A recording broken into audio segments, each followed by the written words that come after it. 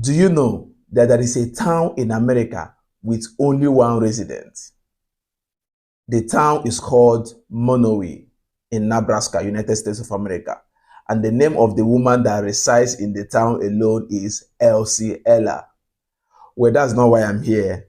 We are still on the pre-colonial era part of this book, What Britain Did to Nigeria. And in this video, we'll be looking at trading people.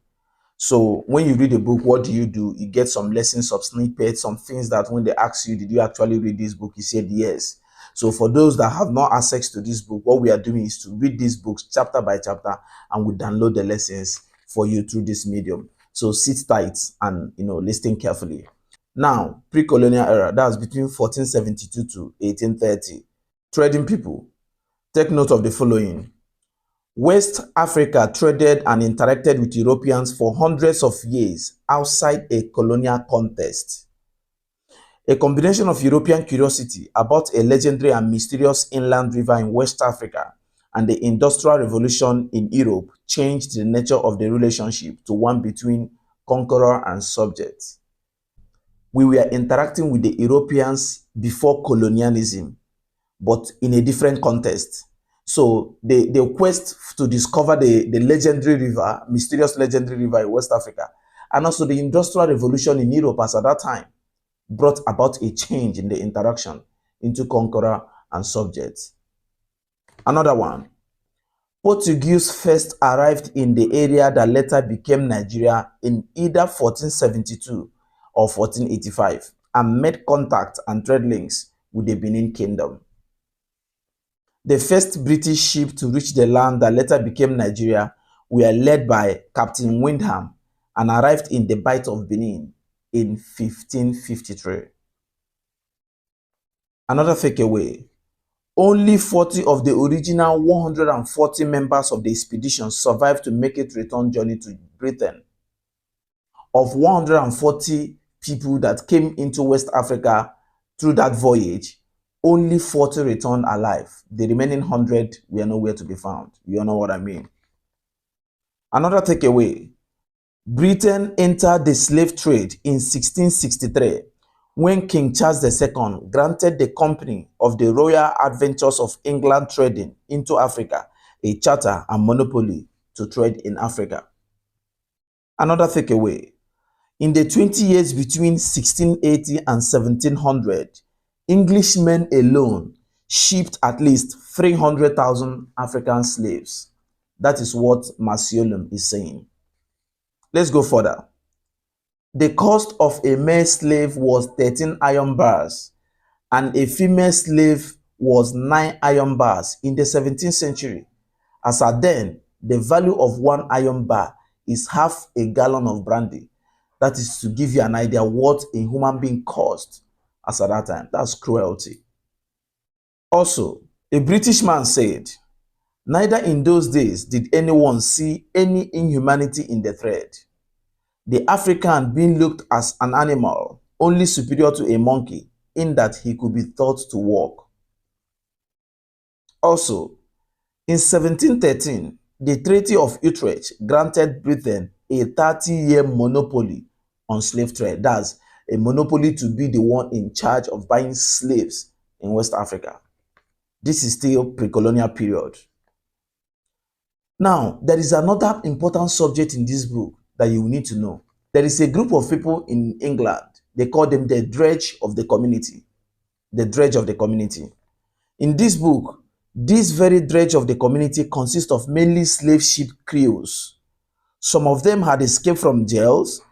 Others were undiscovered offenders who sought to withdraw themselves from their country lest they fall into the hands of officers of justice.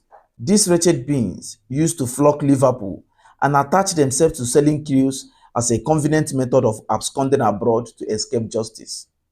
Vulnerable slaves were kept under the supervision of these characters, and that increased the level of casualty in the crew. Now, there are people in England, they call them the dredge of the community. They include drug addicts and people that have committed one crime or the other, and most of them are running away from justice. Those are the people that join the slave ships that comes to West Africa to pick slaves back to the West.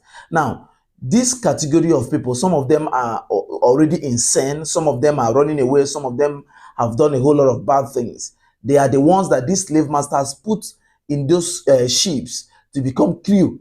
And imagine where sane people are being controlled by insane people in a journey of sometimes months to a place of no return. Story has it that some of them, when they get to a place in the high sea or so, they push some of these slaves into the sea to get drowned and die. That's quite unfortunate. Another thing to take away is this. Europeans defended slavery in that it existed in Africa before their arrival. That's quite interesting. That points to the domestic complicity of natives in this subject. The British Army officer Mocky Freckman said, "From the time immemorial, the native of Africa has been a slave. The institution of domestic social slavery is part and parcel of the black man's life. He himself sees nothing outrageous nor even extraordinary in the mere fact of being held in bondage," saying that before they came, Africans were already domestically practicing slavery. And they are right in some sense, because there were some level of domestic slavery before the Europeans came. And a typical example is this. Though slavery existed in West Africa before Europeans came, but the status of our own slavery in Africa was not permanent, it was fluid, not permanent. Slaves could emerge out of slavery and attain a high status in the society. For example, King Jeje of Opobo, he was a slave but was not sold outside of Africa. He later gained freedom and rose to prominence, and he was a king in Opobo land. Another point to note is the destabilization of communities. Because slave hunters working for Europeans were Africans, the communities became prisoners of themselves due to fear of being captured. This really altered the unity among natives in West Africa. This lack of inter-ethnic patriotism later came back to haunt Africans and contributed to their inability to resist British invasion and rule. This is much I can take on trading on people. I believe you have picked some few points from this book on this chapter. For example, domestic slavery existed before they came. For example, the dredge of the community, people that came from Liverpool and were the one controlling slaves back. And also that the cost of a female slave is 9 iron bar and the cost of a male slave is 13 iron bars. That's what human being worth as at then. Try as much as you can to get a hard copy of this book. But if you can't, always join us on this video series. You will learn everything that this book talks about. Make sure you are reading. Bye for now.